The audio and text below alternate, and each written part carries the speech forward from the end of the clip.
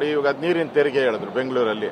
ಏನ್ರಿ, ಯಾಕೆ ನೀರಿನ ತೆರಿಗೆ ಏರಿಸಬಾರ್ದು? ಮಾಧ್ಯಮದವರು ವಿರೋಧ ಮಾಡಲಿ, ವಿರೋಧ ಪಕ್ಷದವರು ವಿರೋಧ ಮಾಡಲಿ, ಜನ ವಿರೋಧ ಮಾಡಲಿ, ನಾನು ಮಾಡೇ ಮಾಡ್ತೀನಿ ಅಂದ್ರೆ ಏನರ್ಥ? ಸಂವಿಧಾನಕ್ಕೆ ಅಗೌರವ ತಾನೆ. ಮತ್ತೆ ನಿಯತ್ತಿಲ್ಲ ಜನಗಳಿಗೆ ಅಂತ ಹೇಳ್ತಾರೆ. ಯಾಕಪ್ಪ ನಿಯತ್ತಿಲ್ಲ? ನಿನಗೆ 136 ಸೀಟ್ಸ್ ಕೊಟ್ರಲ್ಲ, ಅವಾಗ ನಿಯತ್ತಿತ್ತ? ಪಾರ್ಲಿಮೆಂಟ್ ಸೋತ ತಕ್ಷಣನೇ ನಿಯತ್ತು ಹೊರಟೋಯ್ತು ಜನಗಳಿಗೆ. ಅಂದ್ರೆ ಏನ್ ನಿನಗೆ ಒತ್ತು ನೀವು ಮಾಡಿರೋ ಗನಂದಾರಿ ಕೆಲಸಕ್ಕೆ? ಅಂದ್ರೆ ಇಡೀ ಭ್ರಷ್ಟಾಚಾರ ತಾಂಡವಾಡ್ತಾ ಇದೆ ಇಡೀ ಕರ್ನಾಟಕದಲ್ಲಿ. ಪ್ರತಿಯೊಂದು ಆಫೀಸು ಭ್ರಷ್ಟಾಚಾರದ ಕೇಂದ್ರ ಕಚೇರಿಗಳಾಗ್ಬಿಟ್ಟಿದೆ. PSI ಟ್ರಾನ್ಸ್ಫರ್ಗೂ 30-40 ಲಕ್ಷ ನಿಮ್ಮ MLAಗಳು ಕೇಳ್ತಾರೆ. ಮೂಢ ಹಗರಣದಲ್ಲಿ CM ಅವರೇ ತಪ್ಪಿತಸ್ಥರಾಗಿದ್ದಾರೆ.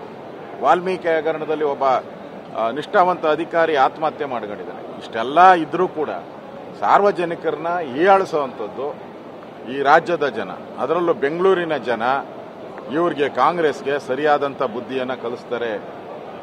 ಅವ್ರ ಬಗ್ಗೆ ಮಾತಾಡಿರುವಂಥದ್ದು ಜನರ ಮನಸ್ಸಲ್ಲಿ ನಾಟಿದೆ. ನನಗೆ 100 ಜನ ಫೋನ್ ಮಾಡಿದ್ರು, ಏನು ಸರ್ ಇವ್ರು ಹಿಂಗೆ ಮಾತಾಡ್ತಾರೆ ಬೆಂಗಳೂರು ಜನದ ಬಗ್ಗೆ ಅಂತೇಳಿ.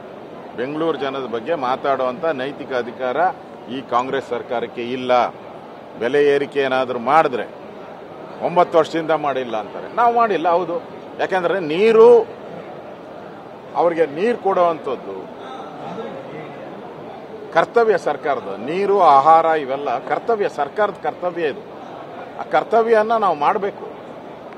ಟ್ರಾನ್ಸ್ಪೋರ್ಟು ಅಷ್ಟೇ, ಟ್ರಾನ್ಸ್ಪೋರ್ಟ್ ಕೊಡೋದು ಸರ್ಕಾರದ ಕರ್ತವ್ಯ. ಸಾರಿಗೆ ವ್ಯವಸ್ಥೆ ಇರ್ಬೋದು, ಕುಡಿಯೋ ನೀರು ಇರ್ಬೋದು, ಮೂಲಭೂತ ಶೌಚಾಲಯಗಳಿರ್ಬೋದು, ಆಹಾರ ಇರ್ಬೋದು, ಅದು ಮೂಲಭೂತ ಸೌಕರ್ಯ. ಅದು ಕೊಡಲೇಬೇಕು ನಾವು. ನಮ್ಮ ಕರ್ತವ್ಯ, ಸಂವಿಧಾನದತ್ತವಾಗಿ ಅದು ನಮ್ಮ ಕರ್ತವ್ಯ. ಆ ಕರ್ತವ್ಯಕ್ಕೆ ನೀವು ಏರಿಕೆ ಮಾಡೋಕ್ಕೆ ಹೋದ್ರೆ ನೀವು ನಾಚಿಕೆ ಆಗಬೇಕು ಸರ್ಕಾರಕ್ಕೆ. ಅದರಿಂದ BJP ಜನರ ಪರವಾಗಿ ನಿಂತತೆ.